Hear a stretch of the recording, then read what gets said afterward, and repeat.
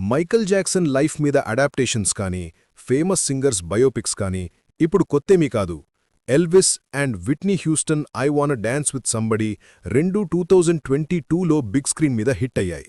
And Bob Marley one love కూడా 2024లో తొందరనే వచ్చేసింది. ఇంకా మైకల్ లైఫ్ గురించి మాట్లాడుకుంటే ఎంజే ద మ్యూజికల్ లాంటి బ్రాడ్వే షోస్తో సహా చాలా అడాప్టేషన్స్ వచ్చాయి. అవి మైకల్ ఎర్లీ లైఫ్ అండ్ స్టార్డమ్ని డిపిక్ట్ చేశాయి. అందుకే మైకల్ మూవీ ఒక రియల్ ఇంప్రెషన్ క్రియేట్ చేయాలంటే ఆడ్స్ అన్నీ అగేన్స్ట్గా ఉన్నాయనే చెప్పాలి. కానీ కొన్ని ఫ్యాక్టర్స్ మాత్రం ఈ మూవీకి ఫేవర్గా ఉన్నాయి. First thing, Michael Jackson real life nephew Jaafar Jackson lead రోల్లో యాక్ట్ చేస్తున్నాడు. అండ్ మూవీలో అతను తిరుగులేకుండా తన అంకల్లానే కనిపిస్తున్నాడు. ఇంక లయన్స్ గేట్ వాళ్ళు కూడా బడ్జెట్ విషయంలో ఎక్కడా తగ్గలేదు. ఈ మూవీ కోసం ఆల్మోస్ట్ $170 మిలియన్ ఖర్చు చేశారు. ఈ నంబర్స్ బట్టి చూస్తే లయన్స్ గేట్ హిస్టరీలోనే ఇది one of the most expensive movies. Final product చూశాక ఆ బడ్జెట్కి తగ్గట్టుగా జస్టిస్ జరిగింది అని క్లియర్గా అర్థమవుతుంది.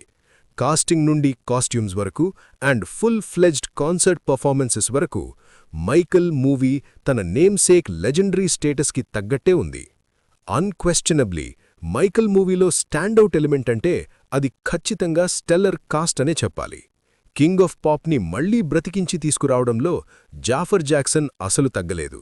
సినిమాలో ఉండే కాన్సర్ట్ సీన్స్ చూస్తుంటే అవి జాక్సన్ యాక్చువల్ టూర్స్ నుండి తీసుకున్న ఫుటేజేమో అన్నట్టుంటాయి. అంతేకాదు, జాఫర్ మైకల్ జాక్సన్ చిన్న చిన్న మేనరిజమ్స్ని కూడా పర్ఫెక్ట్గా క్యాచ్ చేశారు, right down to his dead ringer voice and smile. ఇంక తన అంకుల్ సిగ్నేచర్ మూవ్స్, ఎస్పెషలీ ఆ ఐకానిక్ మూన్ వాక్ని కూడా తిరుగులేకుండా పుల్ ఆఫ్ చేశారు.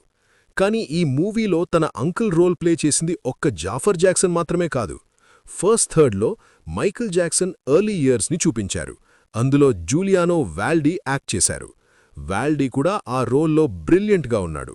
మైకల్ చైల్డ్గా ఉన్నప్పుడే చూపించిన ఆ వన్స్ ఇన్ అ జనరేషన్ టాలెంట్ని క్యాప్చర్ చేస్తూనే తన painful home life and loneliness ఫీలింగ్స్ని కూడా చాలా బాగా పండించాడు.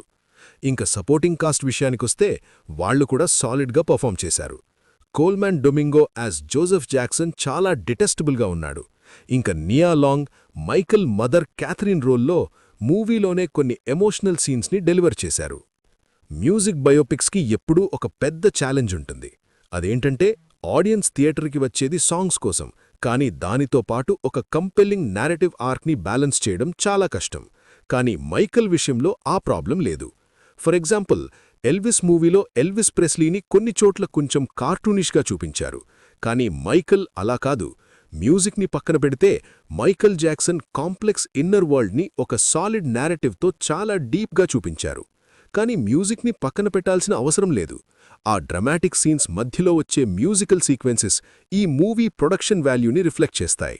నిజం చెప్పాలంటే కొన్ని మ్యూజికల్ నంబర్స్ కొంచెం లెంగ్తీ ఎక్కువ అనిపించినా మనం దాన్ని ఫర్గివ్ చేయొచ్చు.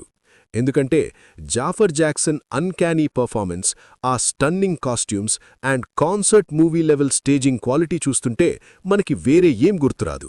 కొన్ని పాయింట్స్ దగ్గరైతే ఎక్స్పీరియన్స్ అంత ఇమ్మర్సివ్గా ఉంటుందంటే ఆ చియరింగ్ ఫ్యాన్ సౌండ్స్ సినిమాలో ఉన్నవాళ్లవా లేదా మన థియేటర్లో ఉన్న రియల్ ఆడియన్స్వా అనేదే అసలు డిఫరెన్షియేట్ చేయలేము. మైకల్ మూవీలో ఫ్లాస్ ఉన్నాయంటే అవి చాలా తక్కువనే చెప్పాలి.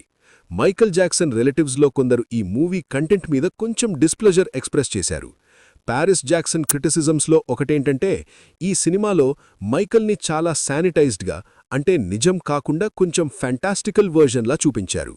అది ఎంతవరకు నిజమనేది చెప్పడం కష్టమే, కానీ ఒకవేళ అది నిజమైనా మైకల్ మూవీ ఎంటర్టైన్మెంట్ వాల్యూ మాత్రం అసలు తగ్గదు. ఇంకో చిన్న గ్రీవెన్స్ ఏంటంటే మైకల్ జాక్సన్ పెట్ చింపాంజీ బబుల్స్ని చూపించడం. మైకల్ మూవీలో ఆడియన్స్ని స్టోరీ నుండి బయటకు తీసుకురొచ్చే ఎలిమెంట్స్లో బబుల్స్ సీజీఐ డిజైన్ ఒకటి. ఓవరాల్గా విజువలీ స్టన్నింగ్గా ఉన్న ఈ మూవీలో ఆ సీజీఐ మాత్రం డిస్ట్రాక్టింగ్లీ అవుట్ ఆఫ్ ప్లేస్గా అనిపిస్తుంది. Wow.